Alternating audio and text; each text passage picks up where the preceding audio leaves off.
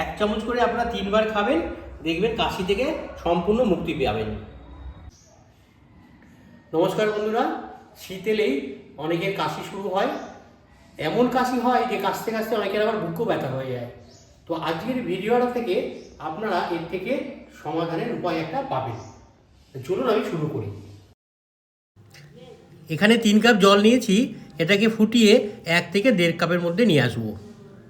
এই উপকরণগুলো নিয়েছি, এইগুলোকে আমি এক এক করে এর সঙ্গে অ্যাড করব আর আপনাদের বলে দেবো কোনটার কি উপকারিতা। দেখুন, প্রথমে দিচ্ছি আদা।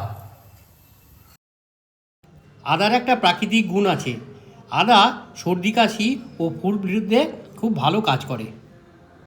এবার দিচ্ছি ভিটামিন সি সমৃদ্ধ রোদে শুকানো কিছুটা আমলকি। এবার দিচ্ছি তুলসী। তুলসীর অ্যান্টিঅক্সিডেন্ট বৈশিষ্ট্যের কারণে কাশি, সর্দি, ব্রঙ্কাইটিস এমনকি হাঁপানিও উপশম করে। বাসক পাতার ভেষজ গুণ কফ পরিষ্কার করে এবং কাশি কমাতে ও গলার ব্যথা প্রশমিত করে। দিচ্ছি গোলমরিচ। গোলমরিচ নাকের পথ পরিষ্কার করে আর সর্দি কাশি কমাতে সাহায্য করে। লবঙ্গ গলা খুসখুস থেকে আরাম দেবে। এটাকে এই 3 কাপ জল আছে এখানে, এই জলটাকে ফুটিয়ে ফুটিয়ে আমি 1 থেকে 1.5 কাপে নিয়ে আসবো। ফুটে রয়েছে, দেখুন কি সুন্দর একটা কালার চলে আসছে।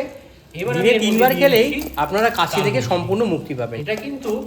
এটা সর্দি কাশিতে অসাধারণ কাজ করে। এখন এটা রেডি হয়ে গেছে, আপনারা যখন খাবেন তখন এই মধুটা অ্যাড করে খাবেন।